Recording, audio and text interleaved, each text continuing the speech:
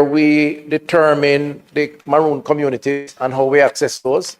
Interestingly, we have airlifted at least 6 or 7 patients from the ground zero zone in Westmoreland in St. Elizabeth to Manchester or to University Hospital, and have saved lives in the process during the immediate aftermath. And also the JDF primarily has rescued persons who have been marooned in, bringing them down to the flats to institutions. So that is happening now. And if you have a case where that is needed, we can respond, because JDF does have the capacity to do, and have been doing that. I think that's it. I hope I remember everything. Yeah, I think that's it for now. Your area. Yeah, so all the areas that have been impacted and have been marooned in or blocked off, we do one of two things. We can airlift to access. In fact, Samaritan's Purse has 2 airlift capacity vehicles, 2 helicopters. One, a smaller one, that is used to go into the areas, because the tier 1 health centers are 2 types. There is a fixed and there's a mobile. Part of the mobility is to go into communities and even in areas where you can't reach by road. So if you have a community as a representative that has that problem, and the team have not yet identified with the problem, you can just reach out and we will find a way to get there. The same approach in terms of the vector. You're going to see a lot more happening, because we have given instruction to hire both the temporary workers combined with the permanent workers, and also provide for overtime so that they work longer hours. Minister, I would appreciate if we do not continue this practice of having members ask questions that they're not asking on the mic. It was the practice last week and it's continuing this week. It should not happen. It should not happen. It should not happen. And the reason is, very often the person who you break each time, when they're answering the question, the rest of us have no idea what it is that they're speaking to. You don't need to stand. The Prime Minister did so last week, and it is continuing this week. It's a bad practice for the ministers to be responding to questions from the floor when the rest of us have no idea sometimes what that is about. And for the persons, when the speaker is communicating, one would expect respectfully that you would listen. It would actually help in how you function afterwards. I hope you don't want me to sanction you.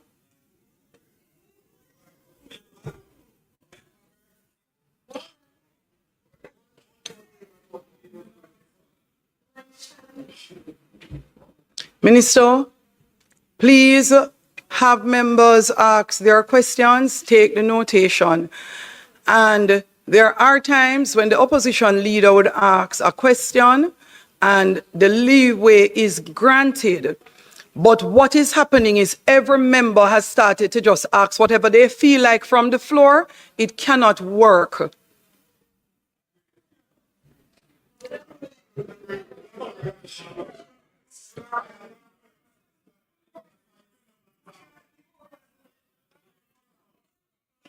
Does the member from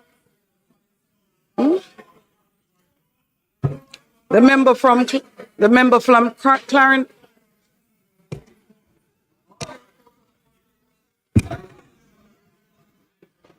Member from Clarendon North, please take your seat. So the member who was asking a while ago is the member who stood from Clarendon North. What you could do is take a look at the standing orders. There is a process for follow-up questions in respect of the questions you asked before, and there's also a process for clarification. So when you are doing, when you're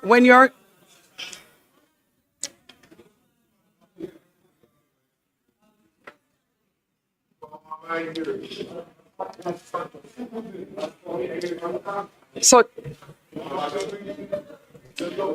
next question, please.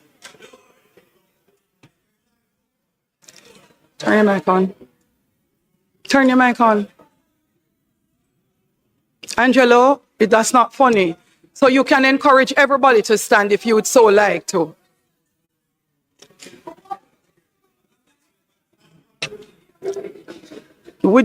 Are you asking a question or you're instructing the other member to stand?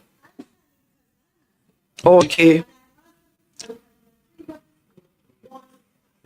So the standing orders, member Brownberg says that the first person to catch the speaker's eye who stands.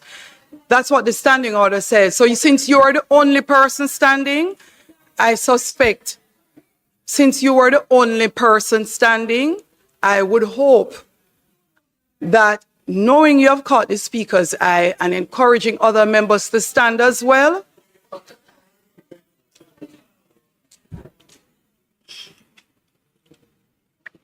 Member from St. Andrew Southwestern, ask your question. Thank you very much, Madam Speaker. No, may I tell you, Madam Speaker, I have two questions to ask. One has to do with asking the Minister for a more fulsome plan of action as it relates to primary care support. You mentioned a little bit of it, but I don't think we have an idea as to how it's going to be rolled out. And I think it's important to understand the full plan. So that's one. Secondly, I wanted to ask Minister whether or not there is an emergency number for Jamaicans who find themselves in need personally of psychosocial support, or a family member who needs it, that they can call and they can get some kind of response. And how would they find out? And then my final question has to deal with the group of individuals that you said were going to be in the community. And the question I wanted to ask is whether or not when they go in the community, they would also be used or be able to identify individuals who are in need of social protection, persons with disabilities, the elderly, that they could also refer to different agencies for action. Thank you, member from St. Andrew Southwest. Next question. The first person is the member from Westmoreland Western, and then after that, the member from St. Andrew Western. Is the minister aware that the people of Westmoreland endorsed the next field hospital coming to the parish of Westmoreland? Is the minister aware? That's number one.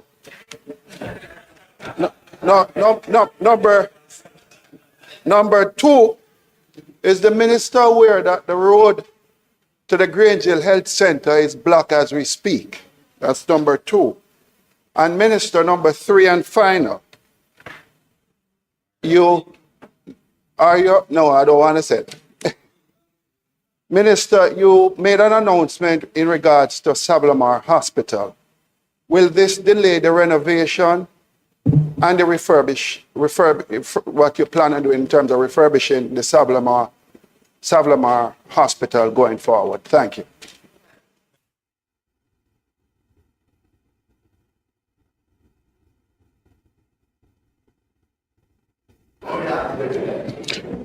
Thank you, Madam Speaker. Minister, St. Andrew West is as far from the Western Westmoreland, but it is a known the areas of New Haven and the Riverton Seaview area are known vector-prone areas, problem for vectors. Will this be a focal point in this mosquito control period? It is the waterborne. These vectors are present. There's a lot of rainfall, a lot of water, and the mosquitoes are really propagating. Hanover Western. Thank you, Madam Speaker. Minister, I hear mention of field hospitals in Black River, Falmouth, and Savlamar, but none in Hanover. What are the plans, if any, for a field hospital or renovation of the Noel Holmes Hospital? That's one. You mentioned about mobile clinics. Many of our health centers are damaged. Grange, Lucy, Dias. However, we have not seen or heard anything about mobile clinics coming in any of these communities. That those communities serve a population of vulnerable persons. What are the plans to put mobile clinics, and how will these communities know about mobile clinics coming in?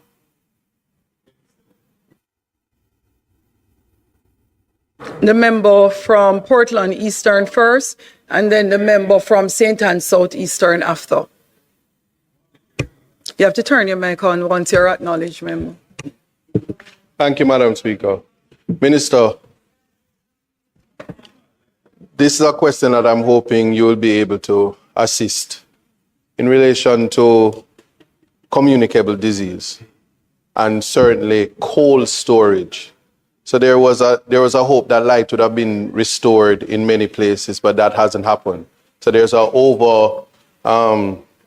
inquiry or a flooding of queries as to how persons who have medication that should be stored on refrigerator or cold storage, how will they get assistance in being facilitated?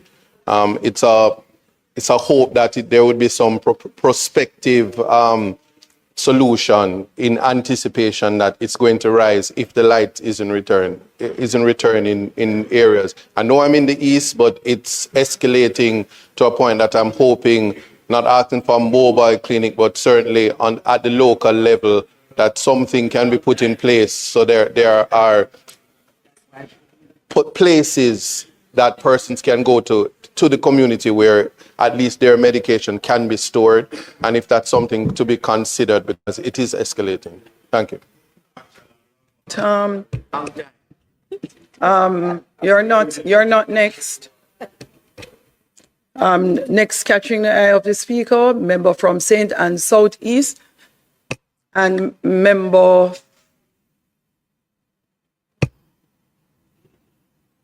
then the member from St. James, I think. Thank you, Madam Speaker. Minister, two questions. The first has to do with the opportunity which this hurricane presents. So you should be aware of the situation at the St. Anne's Bay Regional Hospital, which even in good times is not a good place to go. And so the pressure that's on the institution now could be relieved, Minister. And the question then is, has the Minister considered completing the program of creating centers of excellence at the Claremont Hospital, at the Claremont Clinic, the Claremont Health Center, and potentially at the Monique Health Center, in order to take the pressure off the St. Anne's Bay Regional Hospital, now in this crisis, but also on a longer term? The second one, the flooding in areas, Monique, Pedro River, huge bodies of water that still stand, and the mosquito nuisance, the stench and so on emanating, especially in the Pedro River community. We note the minister's point regarding the oil, the treatment of the waters. Is this happening in communities outside of the West? Because we're not seeing that as much in these communities. And so, Minister, what's the time frame for ensuring all of these water bodies are treated to deal with the risk from the standing waters? The member from St. James West Central. Thank you, Madam Speaker. Minister, acknowledging the progress that is on the ground around Cornwall Regional Hospital, my constituents want to know whether the ministry has considered the public health implications of the large volume of uncollected refuge on the ground in communities like Mr. Green and Catherine Hall? If yes, what approach is being taken? And if no, why not and when? Second question is for a list of the certified medical missions on the ground in St. James and perhaps in the other parishes. You may go ahead, Minister Tufton. Thank you. Thank you, Madam Speaker. So let me try to run through these. The member from Eastern Westmoreland had asked about mobile bathroom facilities. Where the shelters are located, those facilities exist. In the communities, clearly persons have to depend on what they have, and to the extent that they function, then they use them. The public health inspectors are on the ground, and part of their observation is to determine, where, they think there's a health risk, and they will make recommendations. But I can't tell you that we have portable bathrooms to dispose of in all the communities that have been impacted. What we have to do is to try and build back quickly to ensure that we get those that are there, whether it's private or otherwise, back up as quickly as possible. They probably just don't exist, huh?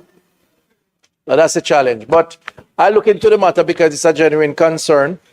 In terms of the primary health care and what is the plan, I thought I had laid out a plan, Member Brown-Burke. I thought that I spoke to the immediate assessment, a determination of the level of damage, the temporary response to get them functional. Where they're not functional, replace them with a temporary structure. And where we have to, we send in a particular mobile unit, either local or otherwise, to deal with some of the issues. So that's the plan. And while we're doing that, we try to build back the ones that are badly damaged with a more resilient approach. We have a concept called the smart facility, which we have been implementing. We have about 8 or 9 health centers. Essentially, it's based on a project that we did with the UK government. So essentially, we ensure that the health centers have hurricane straps, they have solar, they have storage for water, generating capacity, a number of things that, disabled access and so on. And that model we will seek to expand as we build back to try and get a better and more resilient primary healthcare system. And yes, we do think about the elderly and those that are disabled. In fact, our community health aides actually visit the elderly in their homes, and that's not an unusual practice. Right now, it's more needed than ever. In terms of the field hospital for Hanover, the plan right now is not to have a field hospital in Hanover, but to have a tier 1 facility on the compound of the Noel Holmes Hospital. And in fact, as I look at the notes here, I see where Project Hope will be establishing that tier 1 facility, and that will come equipped with personnel to provide support for the staff on the ground. And we'll also establish another one in Chester Castle, that is a mobile facility that will service areas like Ramble and those communities. So we do have a plan for Hanover, and that is being built out. The problem with Noel Homes is that we lost the roof for dietary, maternity ward, staff quarters, the health center. I mean, I went there, and the only place that was standing was the A&E without losing the roof. So we had a lot of people there, and we had to shift the ward space in the corridors. But the assessment has been done, and a lot of the damage is zinc related, flying off, and we just need to put back the frames and so on. One of the things that we're going to be doing, Madam Speaker, around the strategic future of healthcare resilience, we intend and have started to examine the optimal position of where hospitals on the coast, 3 in particular, Black River, Falmouth, and Noel Homes. The question that we need to ask now is, are they in the right place? And the opportunity in this misfortune is to determine whether or not we need to relocate those hospitals. And there is some attempt being done to do that, and we'll tell the House more about that later on. In terms of Grange Hill Road being blocked and the endorsement of the field hospital, we thank you for endorsing. I had that impression when everybody knocked the desk after when we announced it, but thank you for that. And it will serve your area. I will report the blocked road to the NWA. My colleague minister deals with that. And I know he's doing a lot of work with NWA. And in terms of the announcement around the SAV hospital expansion, that is still on. We're just waiting on the final estimates to go to market. So it wasn't an election gimmick as some suggested while we were on the ground campaigning. It's a solid plan to expand the SAV hospital. So listen out, over the next month or so it will be advertised and we'll proceed. And it's well needed. In terms of St. Andrew West and the vector control program, one of the things we recognize, and I've said it to the team, is that the hurricane may have impacted 5 or 6 parishes, but rain was falling everywhere. So the mosquito population is expanding everywhere. So the temporary workers are being employed in every parish, and the deployment is in every parish. So you will benefit from that. And then St. Anne's Bay Regional Hospital, member, I would not have started the way you did. I think the staff at St. Anne's Bay Regional would be a little upset to suggest, for you suggesting that somehow the hospital is not a good place or something like that. I'm paraphrasing. I don't know if that's what you meant. But I will say that the staff there have done significant work. In fact, after the Falmouth Hospital had the damages from the hurricane, the numbers at St. Anne's Bay went up by over 50% because they had to now service citizens of Trelawney. No, it's fine. I mean, I know you want to clarify. No, he All right, would I think it's deserving for the healthcare standing on a workers. point of order. Go ahead, member from St. Anne Southeast, with your point of order. Madam Speaker, Minister, your reference to the workers, the staff at the hospital is inconsistent with what I said. Okay. I made no reference to the workers. I was making reference to the experience of people generally using the facility, which is a reflection of the system, and hence my suggestion regarding the other, the health centers as a way of making sure the system works as it's intended. So I do appreciate the work of the staff. I was not speaking to them as the problem there.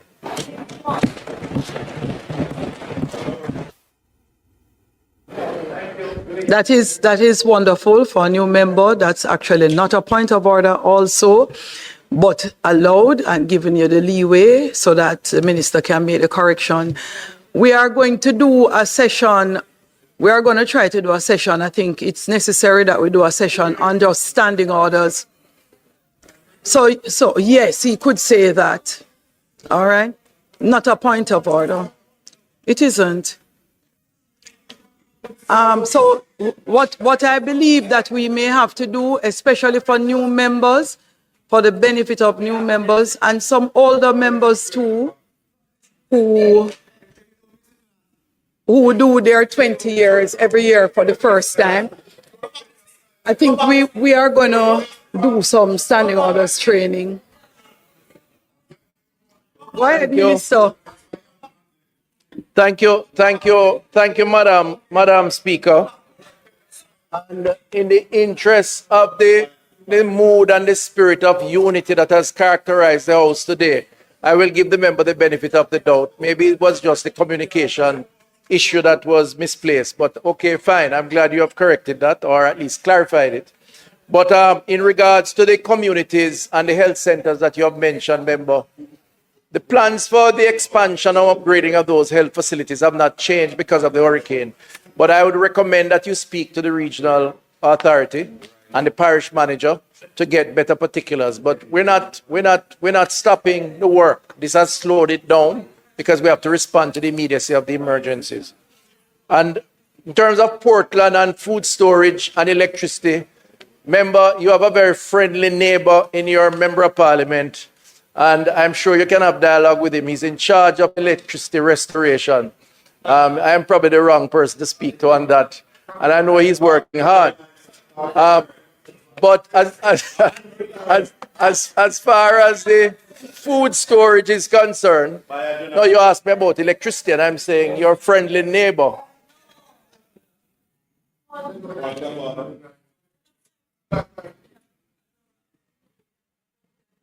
Turn on your mic, member from It's a Portland East. clarification, Madam Speaker. I didn't speak about food storage. Minister, I spoke specifically about medication, cold storage for medication that is to be. Yes. Minister, he's correct. Yeah, I was only promoting better friendship between you and your neighbor. That's all. That's why I mentioned it. But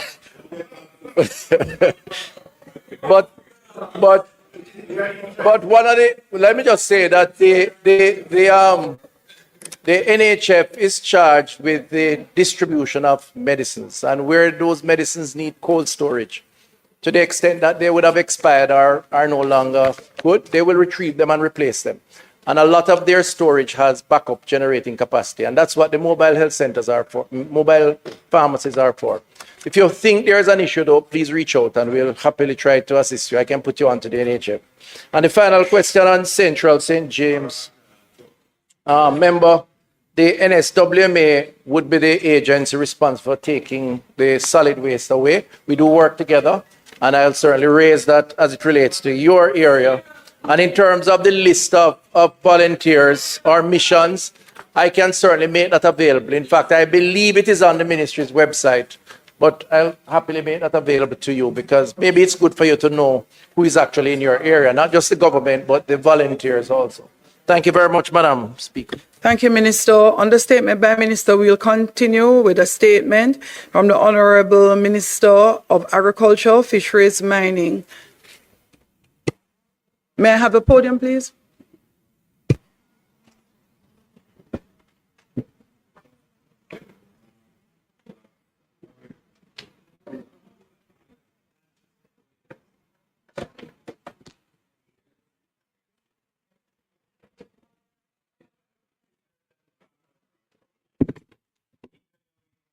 Thank you, Madam Speaker. Madam Speaker, the scenes of devastation and dislocation are beyond anything our sector or indeed our nation has endured in living memory. Hurricane Melissa has dealt a devastating blow to our agricultural sector, to our rural communities, to our farm families. Many of our farmers and fishers are dealing with loss of home and loss of livelihood. Their farms have been flattened, boats and marine gear ravaged. Still, the spirit of the Jamaican people reigns supreme. As the saying goes, Madam Speaker, from there is life, there is hope.